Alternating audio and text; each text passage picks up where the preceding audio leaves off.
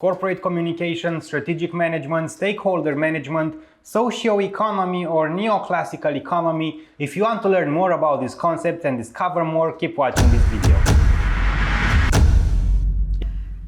In the previous video, we talked about the history of corporate communication, or actually marketing combined with public relations. If you haven't watched it yet, you can watch it right here or in the links down in the description.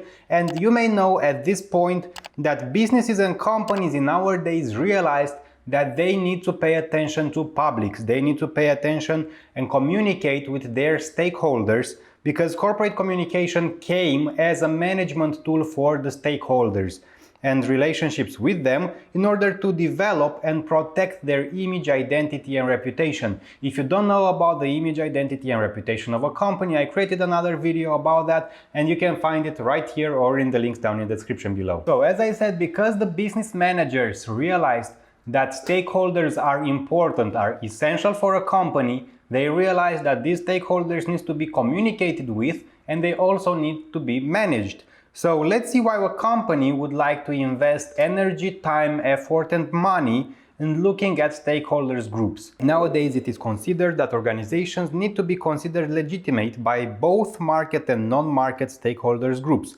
people you sell to and people you don't sell to.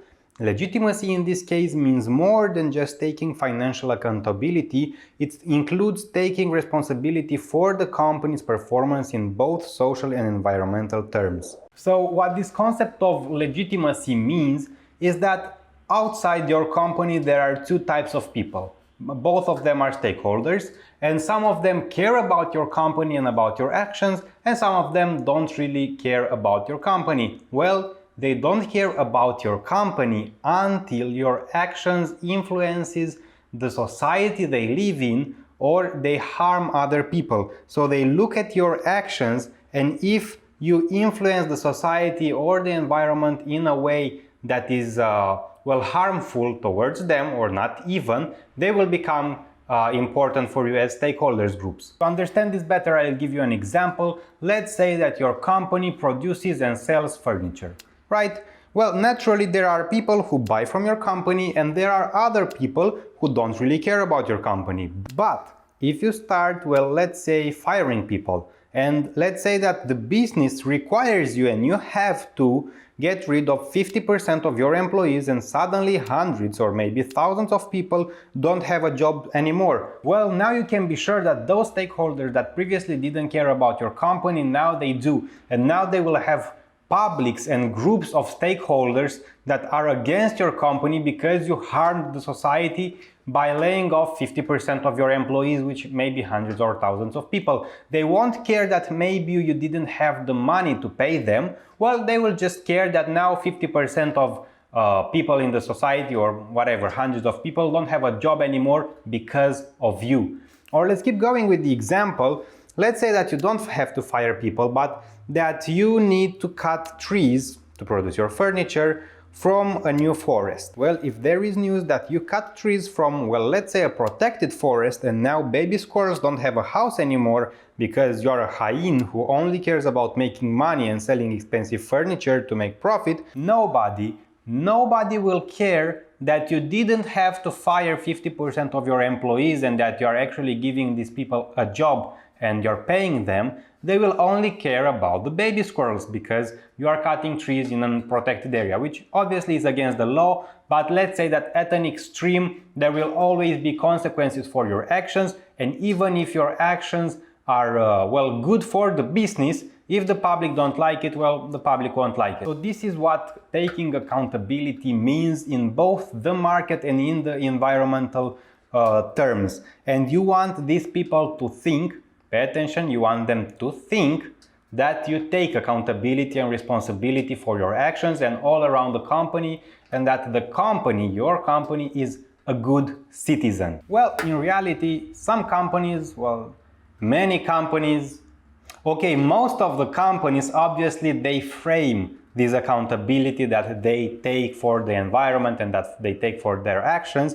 And because legitimacy also means that companies engage with stakeholders for instrumental and normative reasons. Instrumental reasons mean to connect stakeholder management and corporate performance. Stakeholder management may lead to increase in revenue and reduction of costs and risks as the transactions with the stakeholders increase. In simple words, instrumental reasons means making more money or more profit for the company. Even if you sell more to the stakeholders or you get more money from your shareholders, the company wins. These are the instrumental reasons. And the other ones, normative reasons, appeal to concepts such as individual or group rights, social contracts, morality, and so on.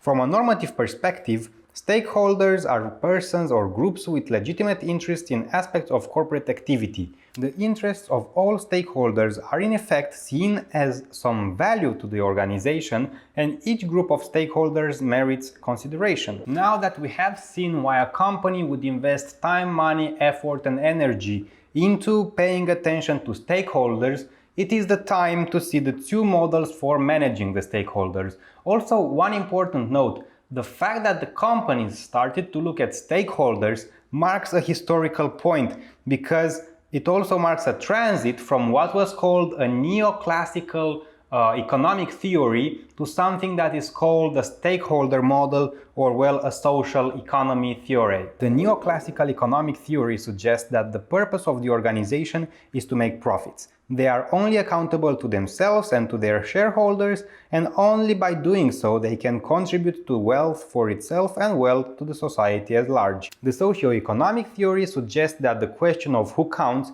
extends to other groups besides shareholders, who are considered important only for the continuity of the organization and the welfare of society. Because we talk about both stakeholders and shareholders, I think it is important to give you the definition of those. Shareholders are owners of shares of a company.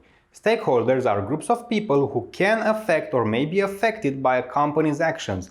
These groups include customers, investors, employees, and members of the communities in which the organizations operate. Let's go now to analyze each model individually, and we will start with the Neoclassical Economic Theory, the one that is previously focused on the company, and it is also called the input-output model of strategic management. This model proposes the idea that the organization is the center of the economy.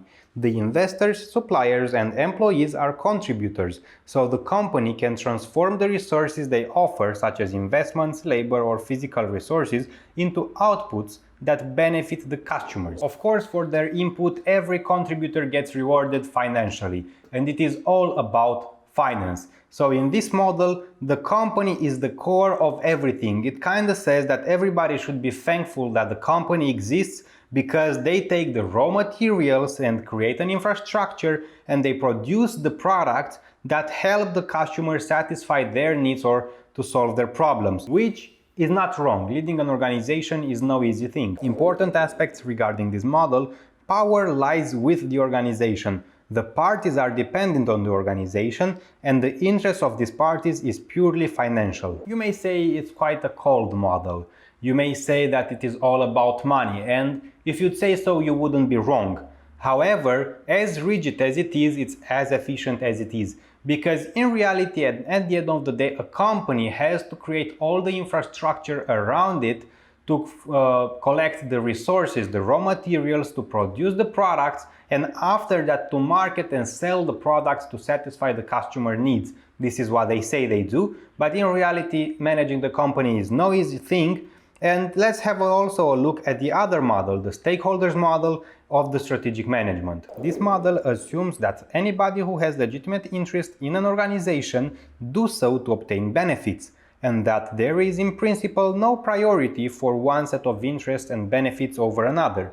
Instead of considering organizations immune to government or public opinion, the model recognizes the mutual dependencies between organizations and various stakeholders groups.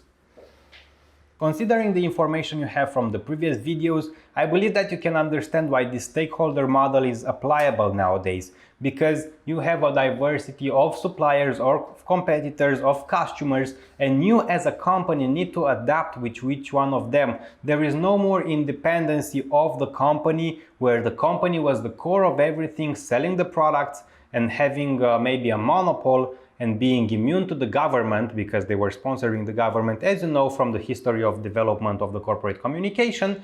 But in this case, There is actually a mutual dependency. The companies nowadays realize that they depend on their suppliers as well, that the company depends on the customers as well, and it is more applicable nowadays. However, both models still work and you can find them in the companies that you work with. This was everything for this video. I hope this video helped you to understand the differences between the Neoclassical Economic Theory and the Socio-economic Theory, the stakeholders model, and why it is useful and why it is used nowadays and the companies prefer it now. If you found this video interesting, check the other videos down in the description. And also, if you're an entrepreneur and you have just started your own company, maybe you want to create your business plan, your marketing plan, or your communication strategy, you can do that by checking the links in the description, because I already helped you. I created a manual that you can follow step by step. It has instructions and all the information that you need to know to create your own business plan, marketing strategy, and communication strategy. You should check it in the links below. This was everything for this video. If you liked it, you can help me by buying me a coffee. I run on a lot of coffee to create these videos. And also leave a comment in the comment section. It helps me with the YouTube algorithm. Like the video, subscribe to the channel, and check the other videos on the channel. Bye.